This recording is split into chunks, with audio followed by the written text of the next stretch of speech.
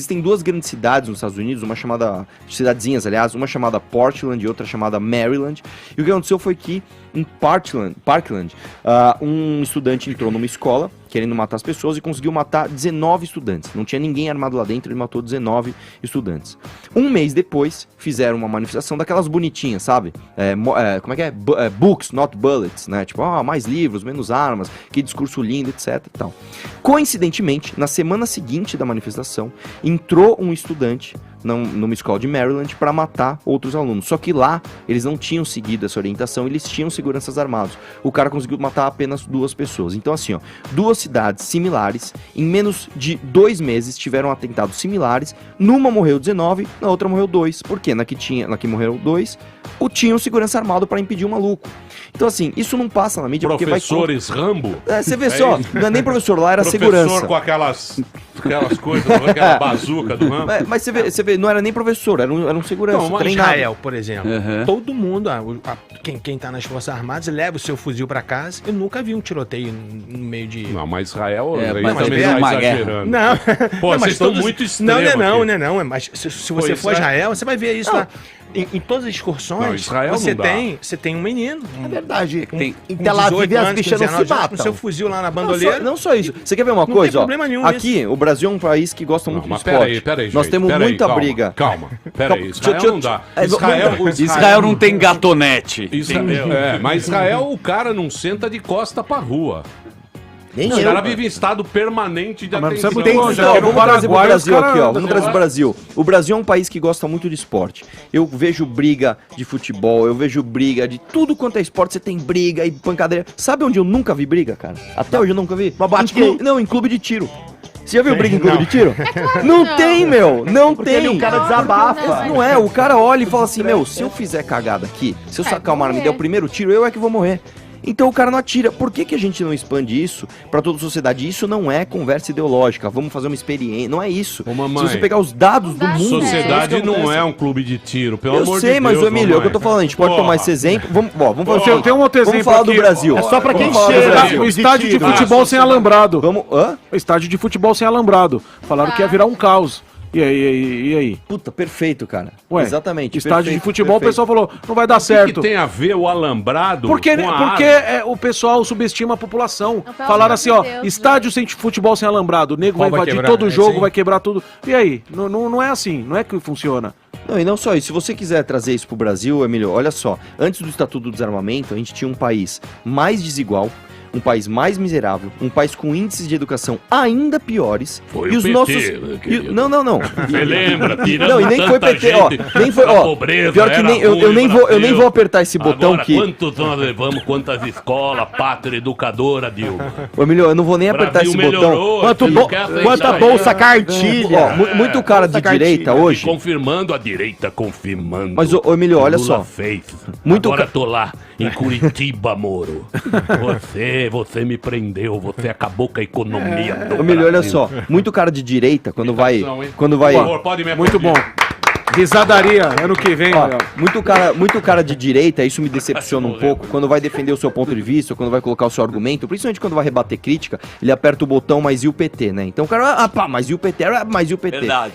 Você pode ver, cara, eu tô nos últimos meses evitando totalmente falar sobre isso, que eu não quero me misturar a essa galera que não tem argumento. Já passou. Não, exatamente. Hoje tudo é o PT, tudo... Não, então peraí, vamos sentar e vamos conversar. Você que pensa. Calma lá, Emílio. Eu sou um calango, eu vim do Nordeste. O calango sobrevive a bomba atômica, meu amigo. Aqui no Brasil, o Estatuto do Desarmamento nem foi o PT que implantou, isso foi implantado em 97, era o governo Fernando Henrique, e, novamente, a gente tinha, como eu tava falando, a gente tinha um país mais desigual, mais miserável, com índices de educação ainda piores, e os nossos índices de homicídio e crimes violentos per capita eram muito menores. Então, de fato, o Estatuto do Desarmamento pegou um país que melhorou economicamente, melhorou em termos de desigualdade social, melhorou em termos de índices de educação, ainda que timidamente, mas os índices de violência só aumentaram. Por quê? Porque existe uma relação, não é só no Brasil, é ao redor do mundo, que o desarmamento traz violência, ponto final. É uma pauta, não é? É a segurança, mas não é... Mas eu posso dar outro número pra você. Diga lá.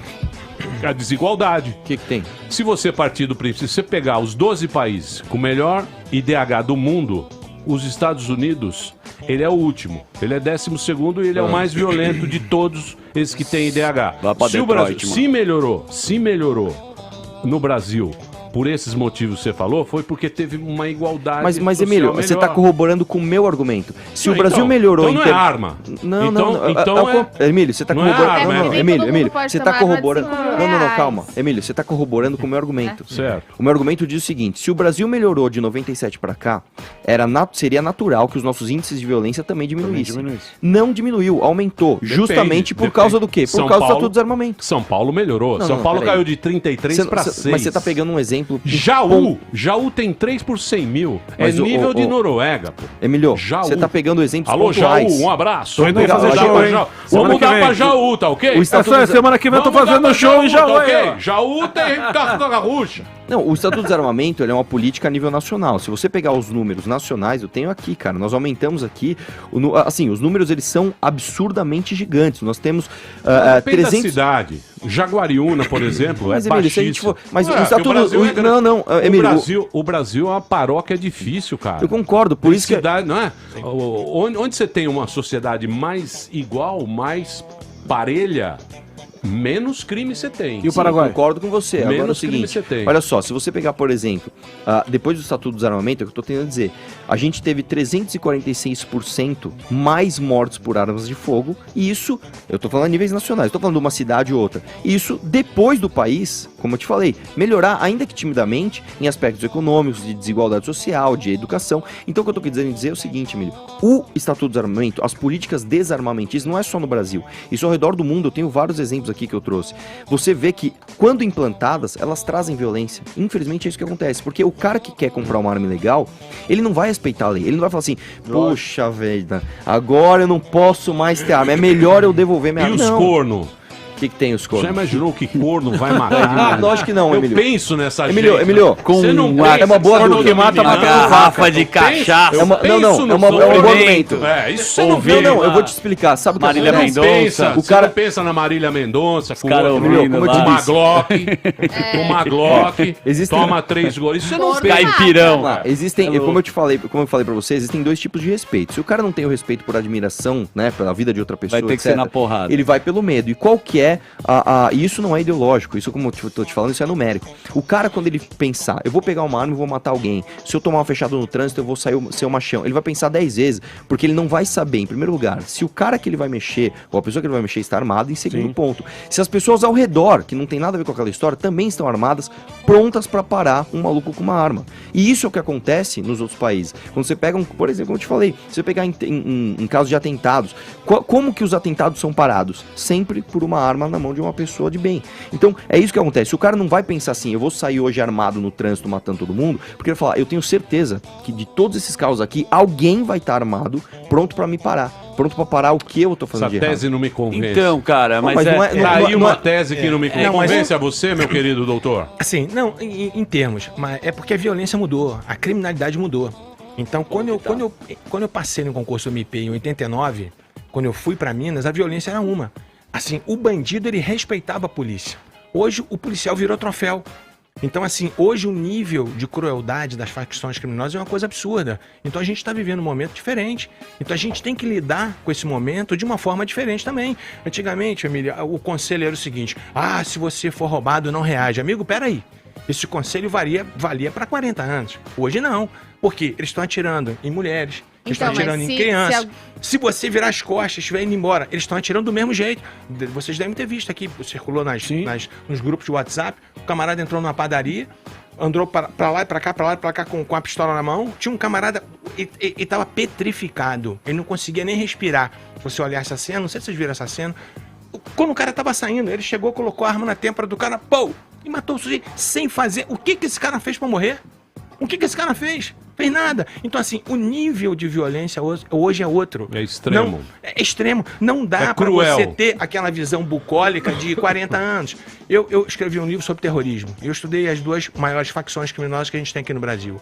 Quando eu tava estudando sobre o Comando Vermelho, e essas facções, normalmente, elas têm estatutos, por mais incrível que isso possa parecer.